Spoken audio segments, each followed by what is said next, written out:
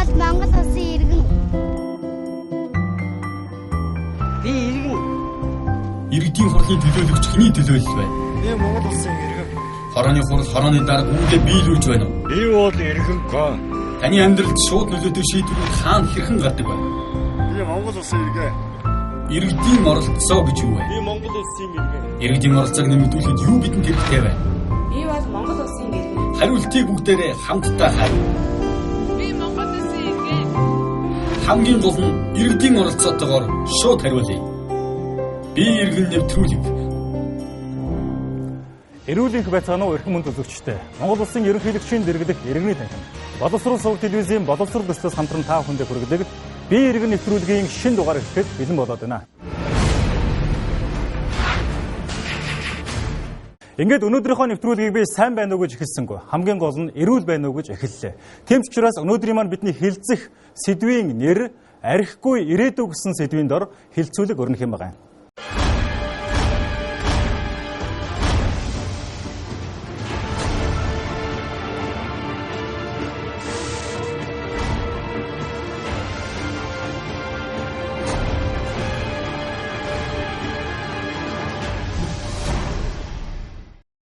Ингээд бид өмнөх дугааруудаараа нийгэм тулгамдсан ямар нэгэн асуудлуудыг, чухал асуудлуудыг сонгож аваад тэр асуудлыг хэрхэн шийдэх вэ? Тэрхүү шийдэх процессод иргэд маань хэрхэн оролцох тухай хэлцдэг билээ.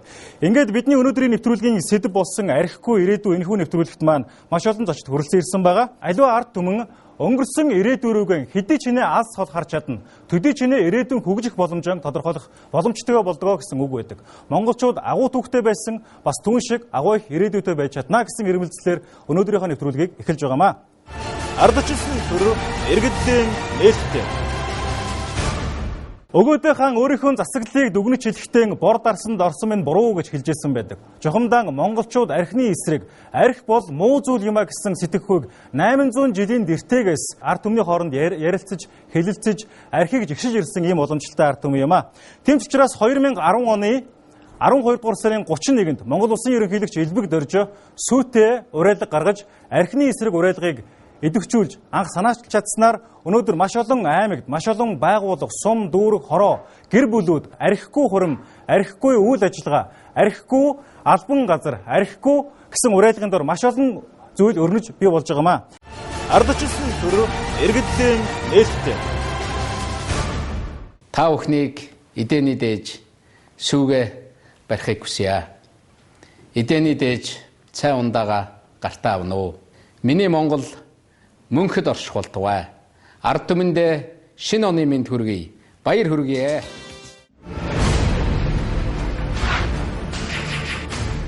Ингээд өнөөдрийн маань нэвтрүүлэгт оролцох эрхэм мөнтэй зочдоо та бүхэндээ танилцуулъя.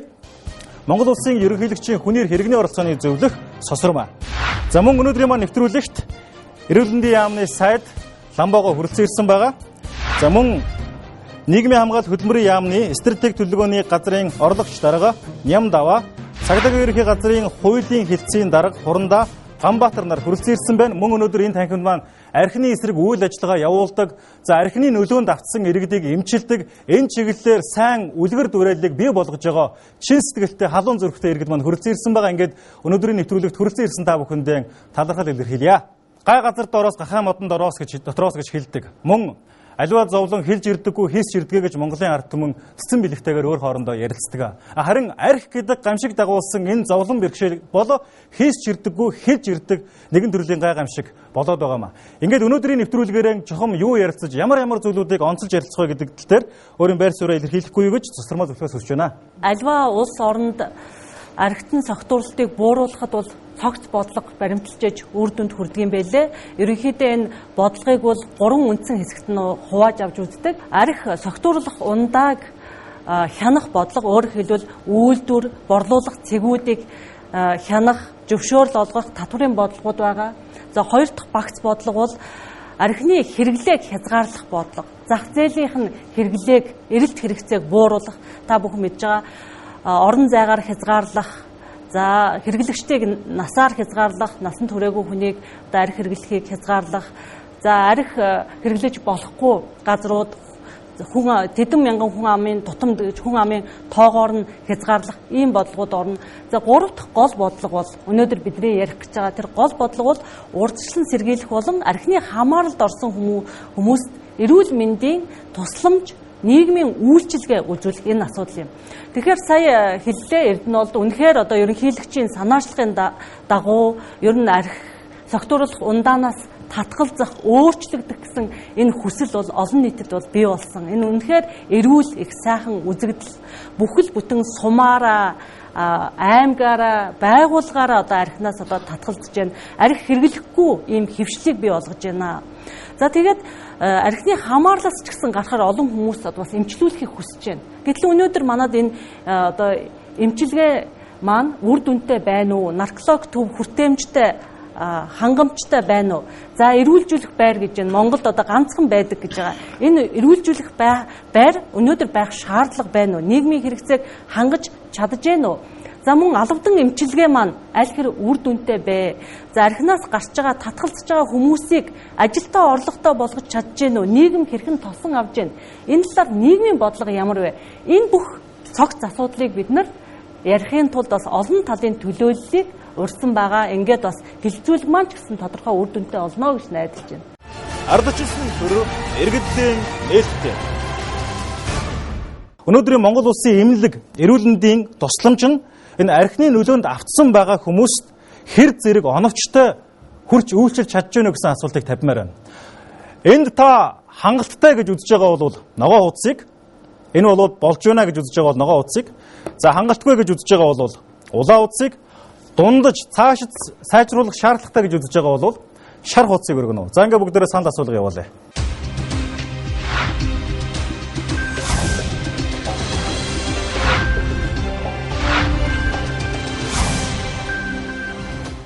Яагаад та бүхэн Монгол улсад энэ чиглэлийн бодлого сайжрах шаардлагатай гэдэг улаан хуудсыг өргөв? За та бүхний байр суурийг сонсъё. Нодлон би албатай эмчилгээнд байсан л та. Тэгээ наалахын тэр чинь маш олон иргэдийг одоо хоморголон гэх юм уу одоо намайг очиход наалахын маш олон залуучууд 40 гаруй залуучууд байсан.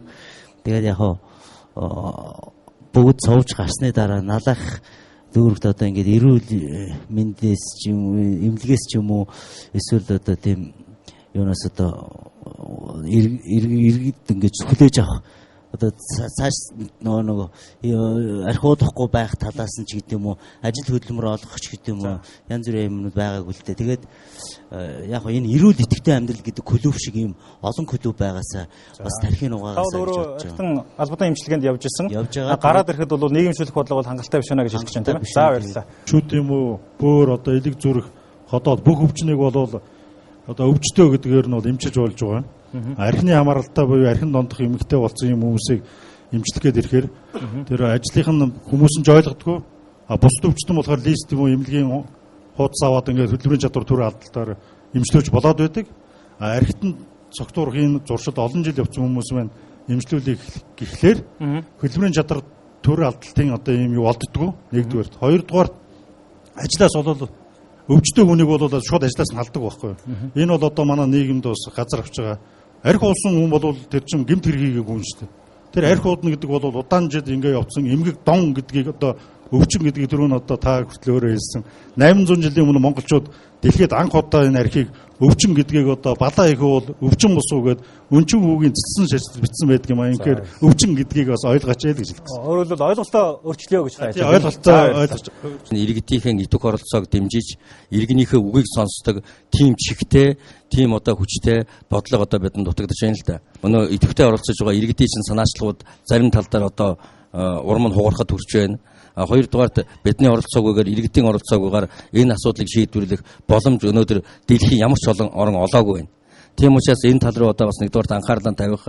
За хоёрдугаарт энэ бодлого хэрэгжүүлэгчд байна.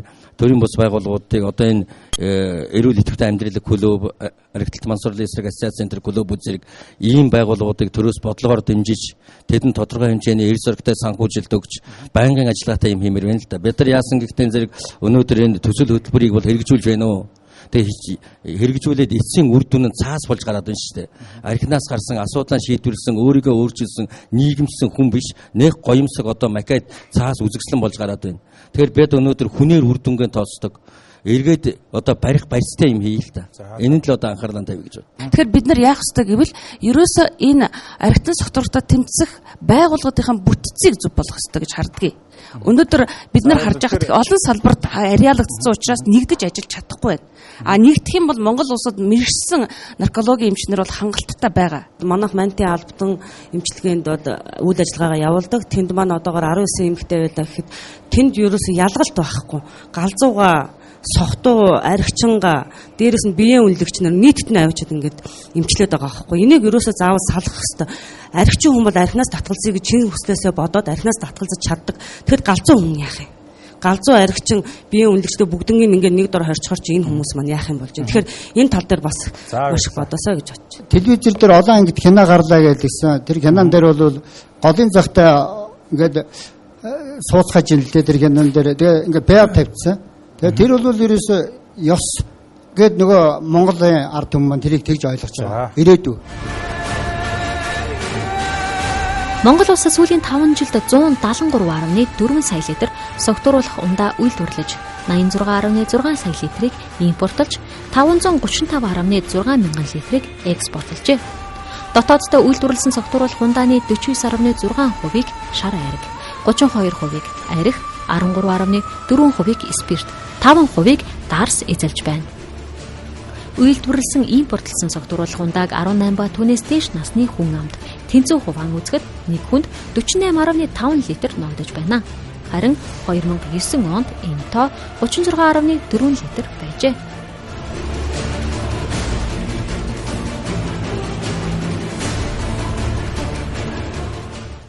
(2008) онд гарсан 2000 хүн ам тутамд нэг одоо архины цэг байх энэ бодлого маань өнөөдөр хэрэгжиж байгаа гэдэг асуудал гарч ирж байгаа маа. Тэгэхээр би эндээс эрүүл мэндийн сайд хүрэлцэн ирсэн байгаа бас манай нэвтрүүлэгт хүрэлцэн ирсэн танд бас талархаж байна.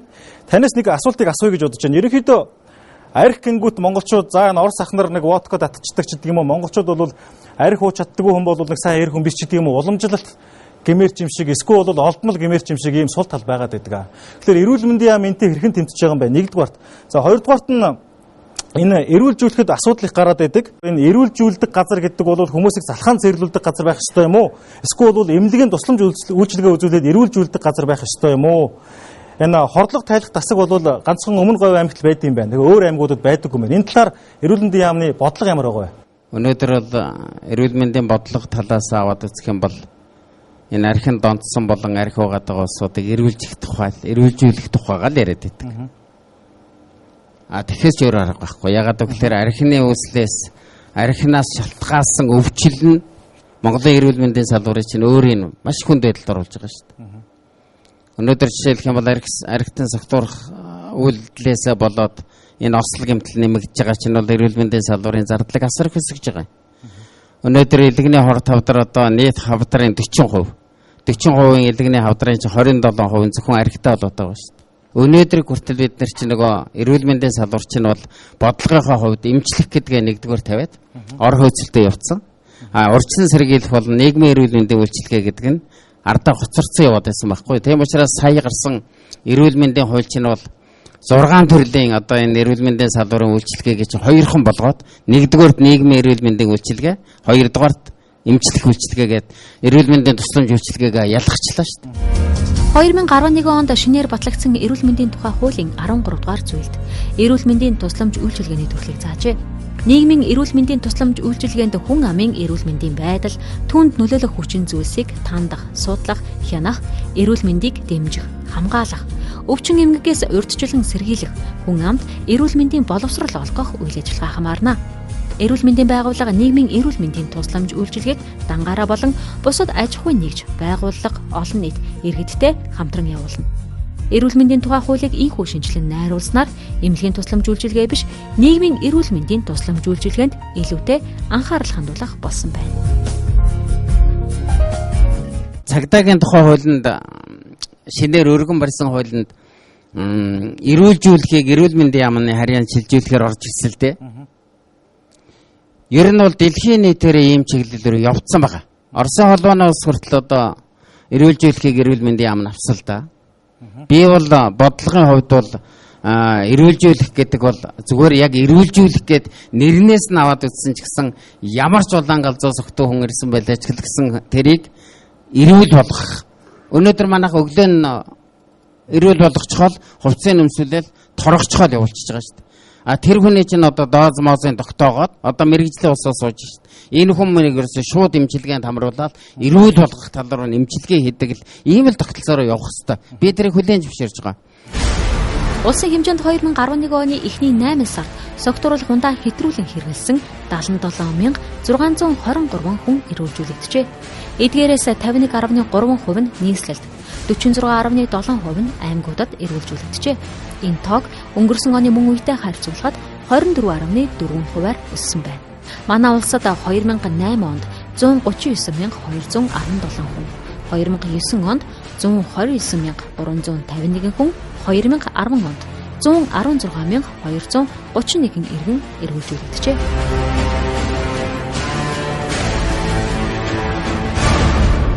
Өнөөдөр байж байгаа эрүүлжүүлэх газруудаа бүгдийг алга болгочиход угаасаа согтуу улсуудаа эмнэлэг дээр эрүүлжүүлнэ гэх юм бол энэ Монголын эрүүл мэндийн салбар чинь дийлэхгүй шүү дээ. Тийм учраас би ямар санал тавьдгаа гэхээр одоо хууль зүйн дотоод хэргийн сайдгүй тэр одоо байгаа дөөргүүдийнхаа энэ эрүүлжүүлэх энэ төвүүдийг эрүүл мэндийн төвүүд болгож хувиргаж байж энэ улсуудыг энд нь эмчилдэг тогтолцоог бол дангаар нь мөрдүүлье гэдэг байгаа байхгүй. Гэтэл тэрийг хаачгаад цагдаагийн хамгаалтаас гарчих юм бол хүчрэхгүй шүү дээ.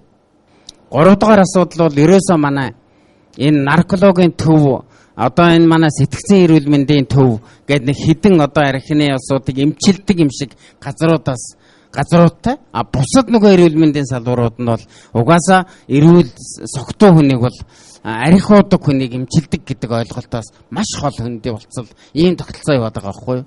Тийм учраас бол одоо элэг гэдэг юмыг эмчилж байгаа газар бол архиныхаа асуудлыг тэр зүрх одоо уушиг юу л байдгийн бүх юм энэ арх гэдэг юмтай холбож үзэж шалтгааныг тодорхойлдог тогтолцоо руу иж бүрэн орсон тохиолдолд би энэ тогтолцоо маань зөв болно гэж. Одоо жишээлх юм бол нийслэлийн туул дарга ярих байх л да. Нийслэлд наркологийн одоо эмнэлэг гээд байгаа мөртлөө зүгээр архичин усуудыг л авдаг байх шүү дээ. Зүгээр архиудаг хүнийг аваад эмчлэх тухай гэхээсээ илүү ерөөсөө архины эмгэгтэй болж байгаа усуудаа барьж авч эмчилдэг тогтолцоо руу их ижүүр ормоор байгаа. Энэ сэтгцтэй нь холбоод, эмгэгтэй нь холбоод, өвчлөлтэй нь холбоод би энэ талаас нь асуудал ханддаг. Таны ярьж байгаа зүйлүүд хэрэгжиж байна уу? Эсвэл хэрэгжихэд хэдэн хувийн үйл явц нь ингээ амжилттай болцсон байгаа. Ер нь цаашдаа одоо бол энэ асуудал харин их өндөр түвшин тавьж байна шүү дээ. Ягаад сэтгцэн эрүүл мэндийн төвгээд шар хаданд хүн очдоггүй нэг юмтай байсан. Одоо ягаад энэ төр засагчийн шар хадны энэ сэтгцэн эрүүл мэндийн төвийг 4 корпусаар шинээр барьж шүү дээ.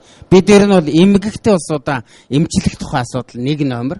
Дараа нь бол архагсан улсуудаа. Одоо жишээлбэл Майнтыг хуучин чинь бол одоо бүр сэтгцэн эрүүл мэндийнх нь юутаа хамт байсан юмыг ганцхан согтуу улсуудыг л архинд донтцсон улсуудыг л авчиж болдог газар болгоод хувирагчаар нөгөө иж бүрэн эмчилгээ гэдэг чинь тасалдаад явчихад байна л гэж би ойлгоод байгаа шүү дээ. Тийм учраас одоо жишээлх юм бол сэтгцэн эрүүл мэндийн төвд байж байгаа тэр архаг улсуудын чинь бол буур тусгайлсан тэр газарт нь өөрийн тусад нь байлгаад эмгэгийн улсуудын бол эрүүл болох тал руугаа явдаг тогтолцоонуудаа хүртэл зөв хийж их ёстой л гэж бодож байгаа. Би энэ талаар бол харин дэвшил гарах гэж байгаа л гэж ингэж ойлгож байгаа. 2009 онд нийтдээ 20,373 гэмт хэрэг гарсан гэж бүртгэгдсэн байна.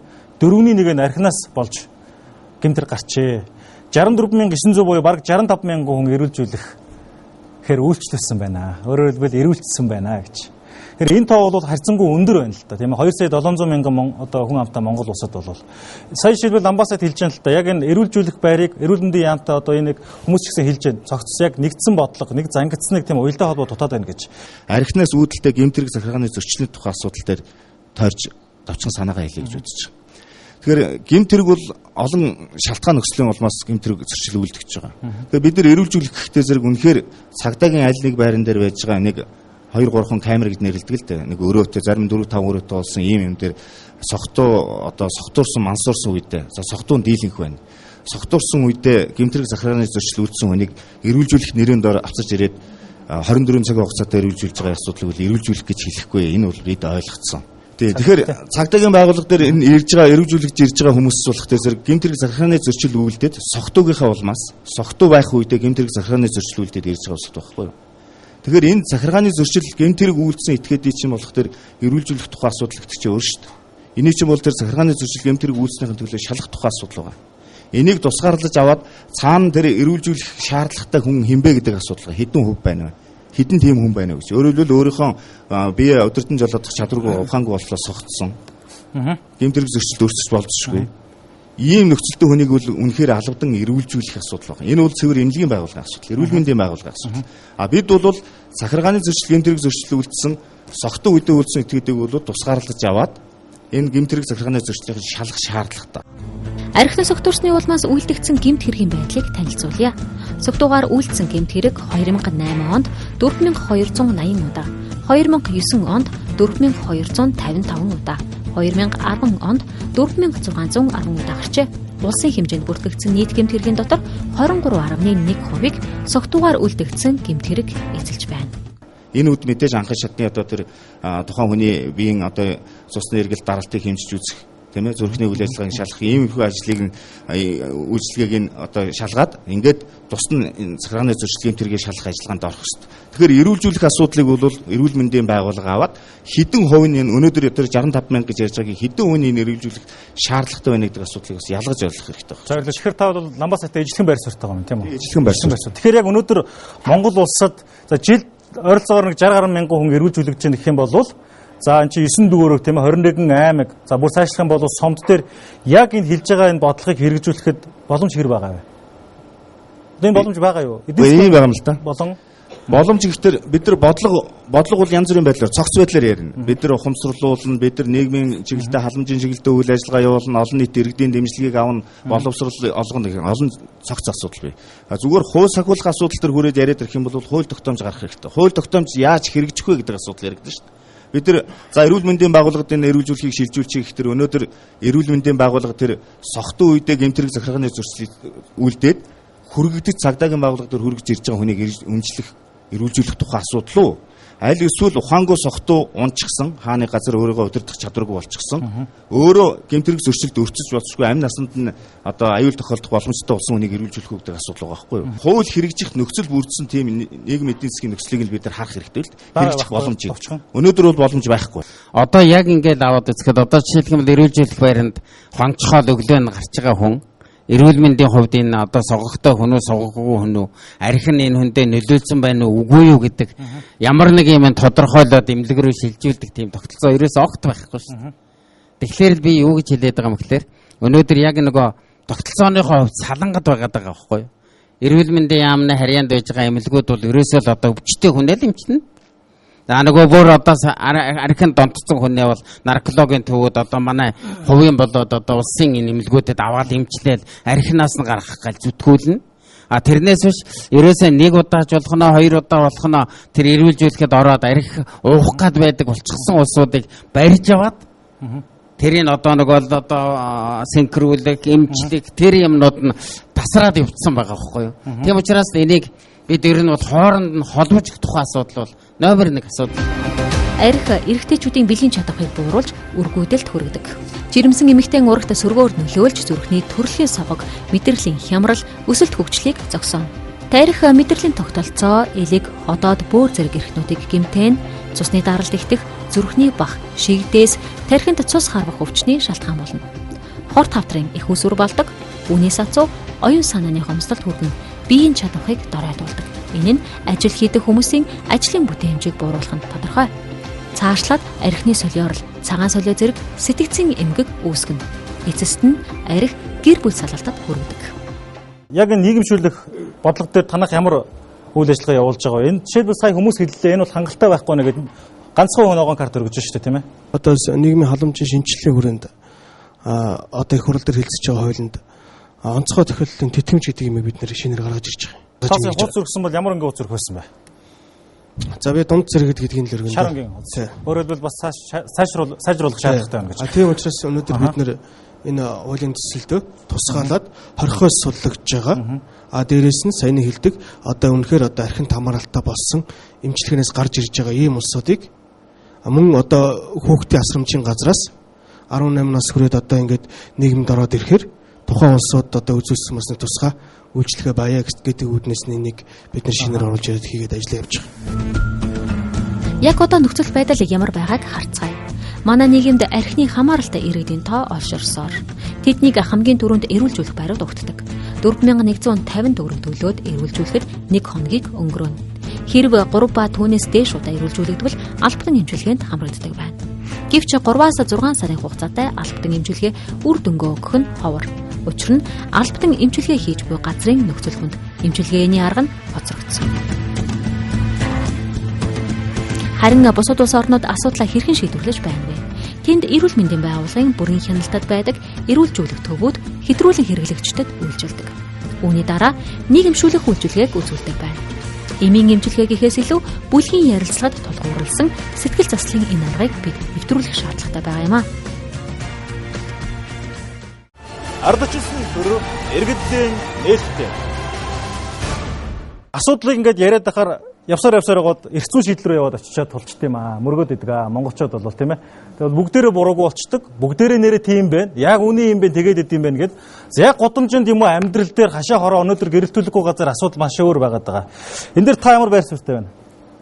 Бид нар нийгмээр архины хамааралд орсон байна. Өөрөөр хэлбэл архийг ёс гэд ойлгочиж, эдээний дээж гэд ойлгочиж, архихгүй баяр ёслол тэмдэглэж чадхаа болчиж. Тэгээ бид нар орон нутагт сая 10 гаруй аймагт архихгүй Монголын төлөө энэ кампанит санал санаачлагыг өрнүүлж ажиллалаа л да. Энэ уулзалтанд хүрэлцэж ирсэн хүмүүс юу гэж хэлж байгаа нэхээр бид нар их олон буруу юм сурчжээ. Бид нар өнөөдөр одоо архийг бэлгэнд өгдөг юм байна. Хайртай аавда, хайртай ахта. Тэгээ сумын иргэд юу гэж ярьж байгаа нэхээр бид нар хайртай эмчигээ, тус улсын эмчигээ талархаад архи өгсөөр хагаад одоо архинд оруулчихсан. Өнөө эмч нь ажилгүй болсон. Ийм тохиолдол бол байх жишээ нэ. Ерөнхийлөгчийн тамгын газраас архитын согтуурлалтаас урьдчилан сэргийлэх хянах тухай хуулийн төсөл өөрөөр хэлбэл одоогийн архитын согтуурлалтаа тэмцэх энэ хуулийн төслийг шинжилэн найруулад бол ажиллаж байгаа. Бидний одоо хамгийн гол одоо тулаад байгаа асуудал эрүүл мэндийнх нь эмчилгээ үйлчилгээг яаж үзүүлэх юм? Яаж нийгэмшүүлэх юм? Тодорхой гарцууд яаж уялдуулах? Одоо жишээ нь ламбасад хэлж байгаа эрүүлжүүлэхийг эрүүл мэндийн яам авч олноо. Тэгтээ эрүүл мэндийн төв болгоод авъя. Байр одоо хүрэлцэн муу байна гэдэг. Гэтэл өнөөдөр эрүүлжүүлэх маань эрүүл мэндийн төв болж ажиллах боломж байгаа мó орцонд л байдаг одоо хүний эрхийг зөрчсөн үнэндээ стандарт бусал ийм л газар шүү дээ, тийм ээ. За тэгээд нөгөө талаараа албан эмчилгээний асуудал одоо үр дүнтэй байгаа мó үгүй мó энэ яг төрийн бус байгууллагаар гэрээлэн гүйцэтгүүлж болдоггүй юм. Яг өдий болтлоо төр өөртөө бүх ачааллыг үүрээд байдгийг. Төр энийг ажиллуулж байгаагаараа тийм сайн ажиллуулж чадж байгаа мó үгүй мó. Тэгвэл ямар ажлын төр нь хийх юм? Ямар ажлын төрийн бус энэ олон нийтийн байгууллага хийх юм гэдэг дээр тодорхой саналуудаа бид нарт бас хэлээч ээ. Гарцуудыг одоо томьёолооч ээ гэж хүсэж байна. Ардчилсан төрөв иргэдийн нээлттэй. За мэдээж энэ архины хамаарлыг энэ архин дондох өвчин нийгэмд газар аваад байгаа энэ зүйлийн эсрэг тэмцэхэд за мөн архины хамааралтай болсон хүмүүсийг зөв нийгэмшүүлэх эрүүл мэндийн одоо төргөн тусламж үйлчлэгийг чанартай үзүүлэхэд төр чухал үүрэгтэй төрөл ер нь хамгийн даацтай ажлыг хийх ёстой хууль эрх зүйн зохицуулалтын хувьд бодлогын хувьд гэж байгаа хүмүүс нь бол улаан хуудсыг за иргэдээс энэ бол их шалтгаална төрөөс илүү иргэд өөрсдөө ухамсартай байх ёстой гэж үзэж байгаа бол ногоо хуудсыг харин төр иргэн хоёрын хооронд хамтарч аль аль нь хичээж ажиллаж байж бид энэ шийдэл зөв хариултыг олж чадна гэж үзэж байгаа бол шар хуудсыг өргөхгүй юм.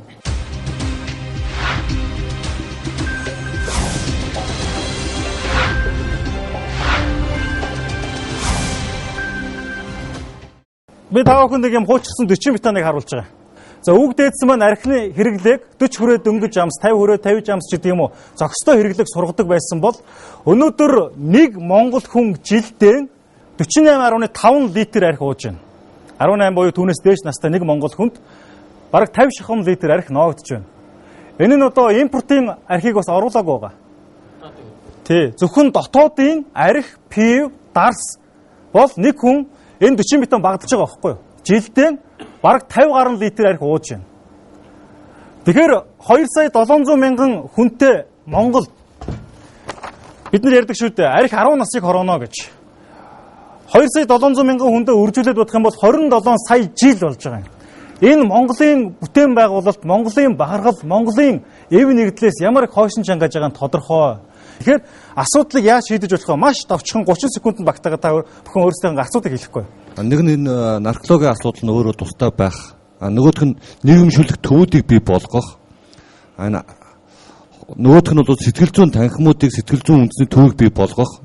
Урьдчилан сэргээл гарах хэмжээ нь бол сургуулиуд дээр ирээдүйг клубүүдийг бий болгож яг ингэж зохицтой хэлбэрээр харж чадах юм бол энэ бол гарцууд нэн гэж манайх бол харж байна л да. За нэгдүгээрт нь бол ерөнхий боловсролын сургуулийн сурагчдын тэр эрүүл мэндийн боловсролын хичээлд нь энэ архины асуудлыг ялангуяа энэ чиглэлийн асуудлыг түлхүү оруулж өгмөр байгаа. Ерөөсөө хичээлийнх нь програмд нь энэ чиглэлийн асуудал байдгүй.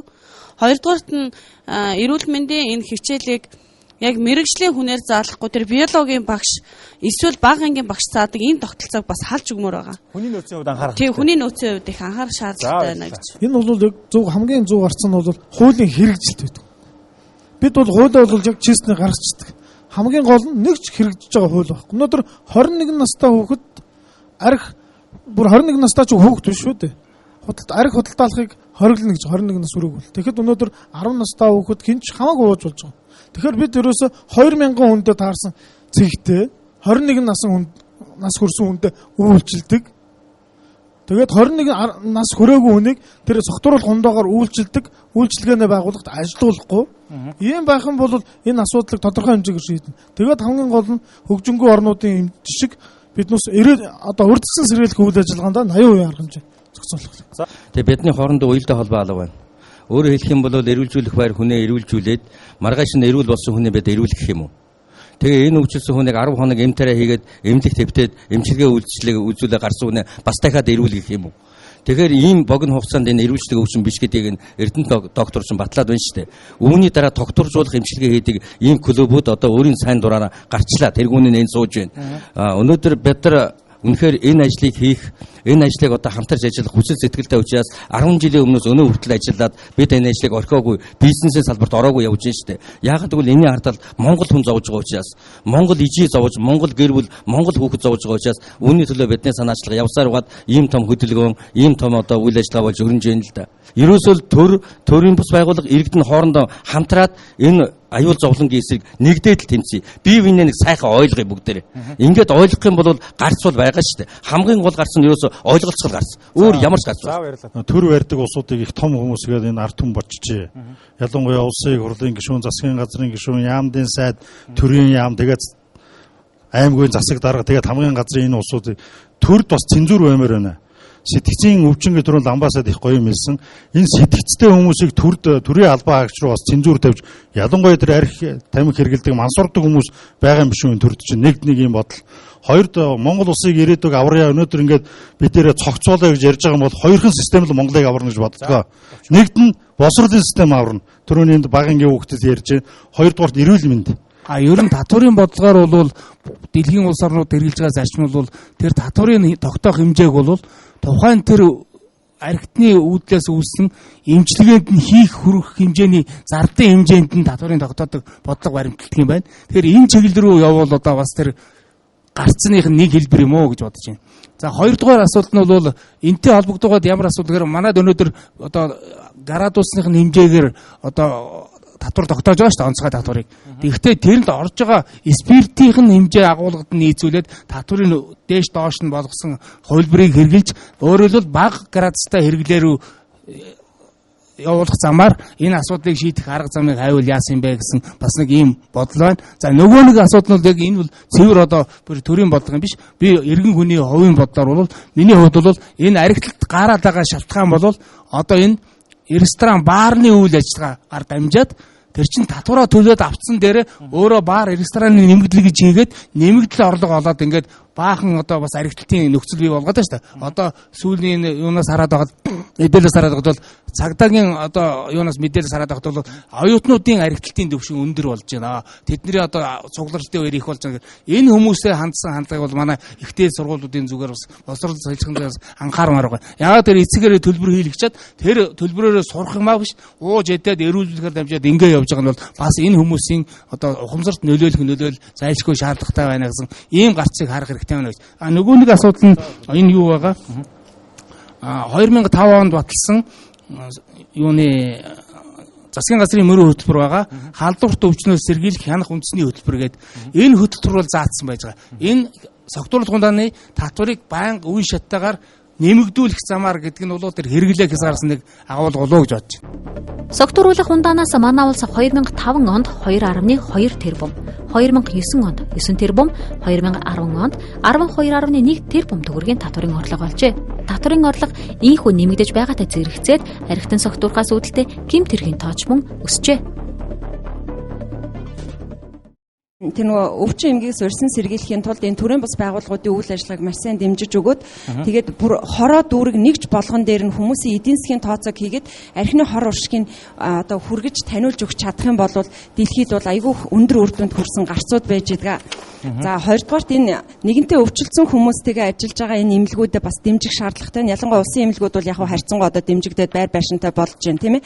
Хувийн эмнэлгүүд нь болохоор өөрийн гэсэн байргүй байдаг учраас хизээ нэгэн өдөр нөө байрын эзэн хөөхөл болвол ингээд байргүй болдог. Тийм учраас өөрийн байртай болоход нь газрын асуудлыг шийдэж өгөх хэрэгтэй байна. Газрын асуудал шийдвүүлэх гэхээр тэгэхээр сайдаараа шийдүүлээ гэдэг өөдөөс хариу өгдөг ч юм уу тий. Одоо 3 жилийн өмнө эрүүл мэндийн газрын 3 жилийн стратеги төлөвлөгөө гэдгийг боловсруулчаад шийдвэр гаргагч нар гарын үсэг зурчаад байхад өнөөдөр одоо хэрэгжүүлэх тал дээр ерөөсөө энэ механизм нь ажиллахгүй байгаад байдаг. Тэгэхээр хамгийн гол нь хүүхдүүдийг өнөөдөр архийг сурцсан хойно нь бид нар ажиллах биш сурхаас өмнө архи ерөөсөө болохгүй юмаа гэдэг жигшлийг оюун ухаанд нь суулгаж өгөх нь хамгийн чухал. Энэ гурвал одоо хамгийн чухал байна гэж үздэг. Ер нь архи ус сурна гэдэг хэллэг маань ч гэсэн өөрөө тий болохгүй хэллэг байна тийм ээ. Тэгээд эрүүл мэндийн яамнаас бол яг манайд одоо 100 ор одоо эмчлэх одоо тийм төсөвтэй тий одоо зөвшөөрөл өгсөн байдаг.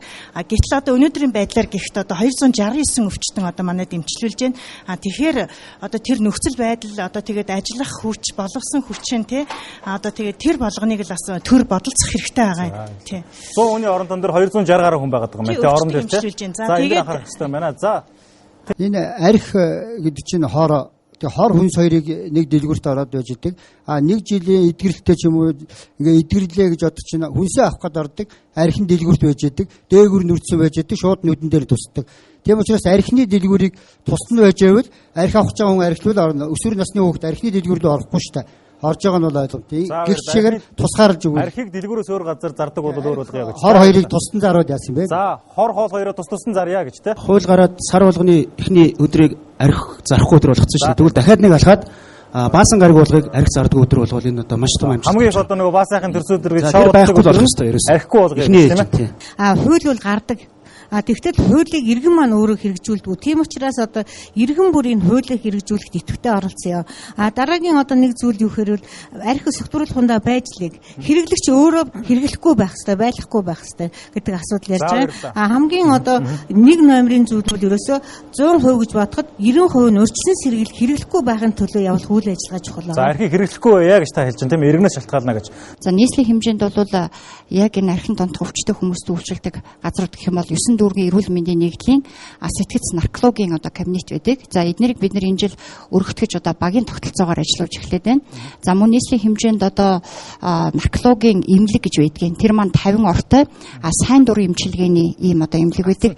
Тэгээ энийгээ бид нар одоо цогц тусламж үйлчилгээ үзүүлдэг эмнэлэг болохоор одоо бүх бүтэц оронтой зохион байгуулалтаа гэдэг эрүүл мэндийнхаа яаманд одоо танилцуулсан. Энийг бол дэмжигдээд гарч ийн. Тэгээ 12 оноос эхэлж бид нар одоо энэ цогц тусламж үйлчилгээ гэдэг маань юу вэ гэхээр нийгмийн эрүүл мэндийн чиглэлийн ажлуудыг төлөхөд дэмжиж одоо сайд маань одоо зөвшөөрсөн байж байгаа. Тэгэхээр энэ ажлаа бид нар цаашид үргэлжлүүлээд байна. Тэгэхээр энэ 12 оноос эхлээд нэлээд эрчимтэй одоо явна бүх одоо шийдвүүд нь гарсан. За хоёрдугаарт ер нь манай эрүүл мэндийн газрын баримталж байгаа бодлого бол бид нар ерөөсөө хүүхэд өсвөр үе залуучуудаас эхэлж эрүүл мэндийн боловсрол болгох ажлыг одоо төлөх үе яа гэж. Ерөөсөө харьцаа хандлагын асуудлыг л бид нэ өөрчлөхгүйгээр хичнээн архиныхаа дэлгүүрийг хаагаад үйлдвэрээ хаагаад энэ бол гарц За цаг дуусч байна. Баярлалаа та бүхэндээ. архийг их хэмжээгээр хэрэгжилж байгаа хүмүүсийн 70% нь бас залуучууд байгаа. Тийм учраас та бүхний хэлж байгаа бүх санаанууд бол үн цэнтэй байх гэж бодож байна. Ингээд би энд өргөцсөн сайдас болон цагдаа ерхий газар мөн нийгмийн хамгаалалт хөтөлмөрийн яамнаас маш товчхон хариулахгүй. Энд байгаа хүмүүсийн саналууд бол гарцын талаар саналууд байна. Хэр зэрэг боломжтой вэ? Хэр зэрэг бодиттой байна вэ? Энэний төлөө юу хийж чадах вэ? Болохгүй юм гэж ерөөсөө байхгүй шүү дээ. Болохын төлөө хамтарч ажиллах хэрэгтэй л гэж би боддоггүй шүү дээ. Тийм учраас бол одоо өнөөдрийн энд янз бүрийн гарцууд гарч байна шүү дээ. Өнөөдрийн нэвтрүүлгийн үр дүн бол энэ гарцуудыг холбогдох яамдууд нь авч үзээд боловсруулад тэгээ эцсийн дүгнэлтүүдээ гаргаад тэгэл хамтарч ажиллах тухай л асуудал. Ер нь бол одоо энэ тэмцлийн одоо нэг гол хэлбэрч нь бол хувь хүний өөрийнх нь асуудал байхгүй юу?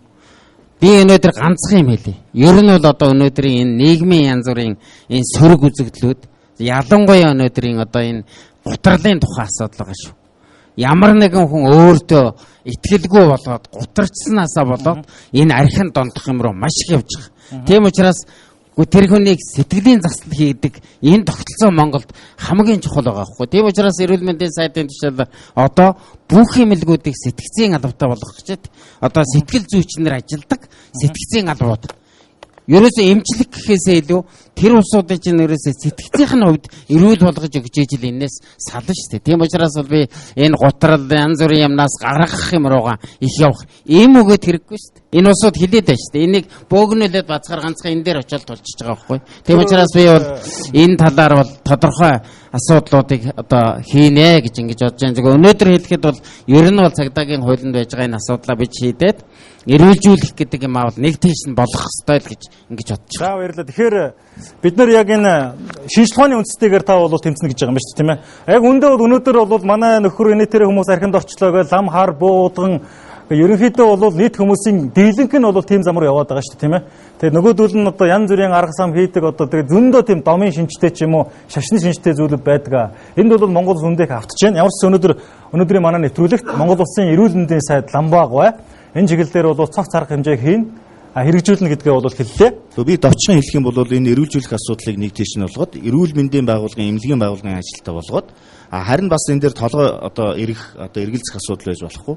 Гэмт хэрэг захиргааны зөрчил согтоогоор үйлдсэн асуудал бол хууль шүүхийн байгууллагаар шалгадаг журмаараа шалгадана. Тухайн этгээдийг шалгаж саатуулах байр нөхцөл болцооны асуудлыг бол хууль хэрэгжих төвшин тусад нь авч судалж үзэх ёстой. Товчлох юм бол манай яамны зүгээс одоо өрхийн хөгжлийн дэвтэр гаргасан. Дэж зэрэг архин хамааралтай болсон айлын өрхийн орлого ямар байх вэ, тийм ээ? Энд бол нөлөөлж байгаа зүйл нь юу байх вэ гэхээр мэдээж тэр өрхийн тэргүүн маань өрхөнд архинд хамааралтай байна гэдэг нь энэ бол асуудал. Энэ дэвтрийн гол зорилго маань юу гэхээр өнөөдөр танаа гэр бүлийн амьдрал ийм төвшөнд байгаа нь одоо архитекттай тийм үү? Энэ ямар хэмжээгээр холбоотой юм бэ? Энийгээ бол яаж засах вэ гэдгийг нь бол манай сум хорооны нийгмийн ажилтнууд тухайн тэр өрх болгон дээр ингэж одоо хамтарч энэ өрхийн хөгжлийн төлөвийг боловсруулдаг ийм шинэ одоо системд орж байгаа. Энэ нь бол одоо нэлээх хөв нөмрөө өгсөн асуудал болно хаа гэж байна. Ардчилсан төрөө иргэдлийн нээлттэй. Өнөөдрийн маань нэвтрүүлэг амжилттай өрнөлөө. За сусрмаа зөвлөхөөс асуухад та Монгол Улсын ерөнхийлөгчийн хүний хэрэгний оролцооны зөвлөхөр адилж байгаа. Тэгэхээр мэдээж энэ архитектийн асуудал төр бол иргэдийн оролцоо маш чухал байгаа. Тэгэхээр та нэвтрүүлгийг дүгнж хэлэхгүй. Тий. Тэгэхээр их олон сайхан саналууд бол гарлаа штэ. Яг харахгүй энэ бол нэг талаас бол иргэн хүний хариуцлага, өөрөөрөө үлгэр дуурайл үзүүлэх асуудал. Ард түмэн бол ойлгож байна. Энэ асуудлыг ярихад бол 100% дэмжиж байна. Орон нутгийн засаг захиргааны удирдлагууд хүртэл одоо бид арх хэрэглэхгүй байя, татвар төлөгчдийн мөнгөөр, төсвийн мөнгөөр арх хэрэглэхгүй байя. Одоо олон нийтийнхээ өмнө одоо амлаж байна гэж Завхан аймагч одоо 61 дарга гарын үсэг зурсан байна шүү дээ. Өөрсдийнхээ л санаачлагаар шүү дээ, тийм ээ. Өөрсдөө үлгэр жишээ үзүүлье гэд. Их мэтэр ийм олон сайхан санаачлага бол өрнөж байна. За гэтэл нөгөө талдаа өнөөдөр тэгвэл төр яаж бодлогоо сайжруулах юм? Яаж зохицуулалтаа сайжруулах юм? Энэ салбар хоорондынхаа менежментийг яаж сайжруулах юм? Төр төрийн бус байгууллагын хамтын үйл ажиллагааг яаж сайжруулах юм гээд олон асуудал төр өнөөдөр хариулах хэрэгтэй, мөн арга хэмжээч авах хэрэгтэй ийм цаг ирчээд байна шүү дээ. Тэгэхээр өнөөдрийн хэлэлцүүлгээс та нар нэг зүйлийг харж байгаа.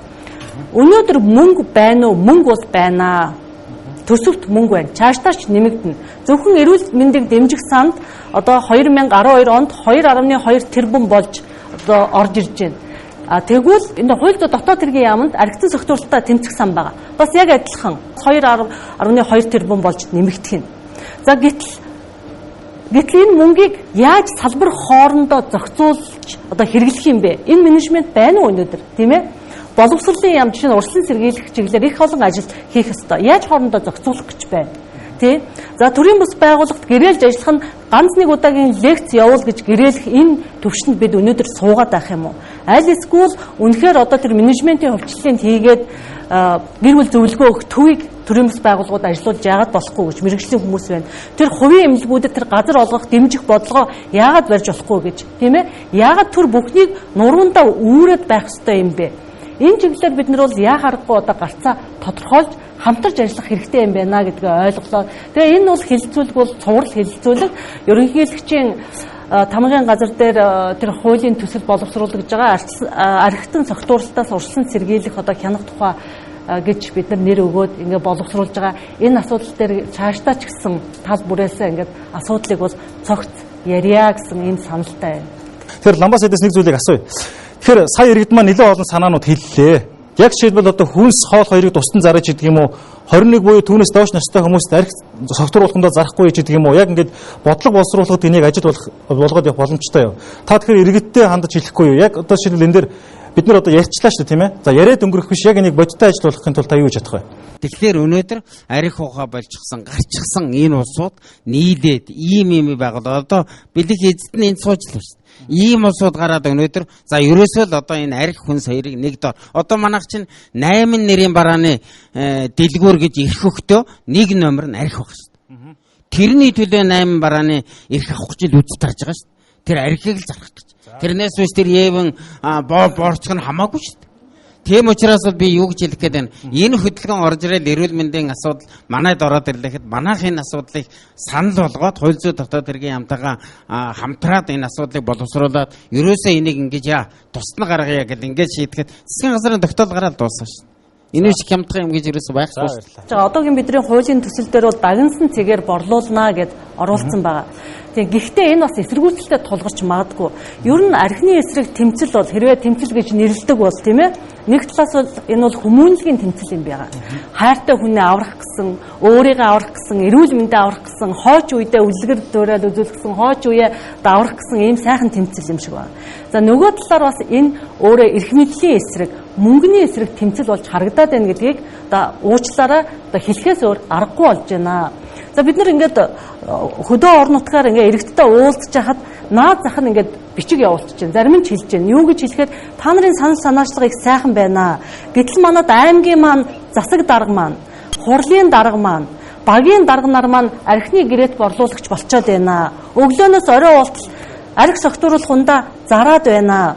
Ийм тохиолдолд яаж бид нар одоо энэ архийг бууруулах юм бэ? Энэ өөрчлөлтийг дээрээсээ эхлээч гэдгийг хэлсэн.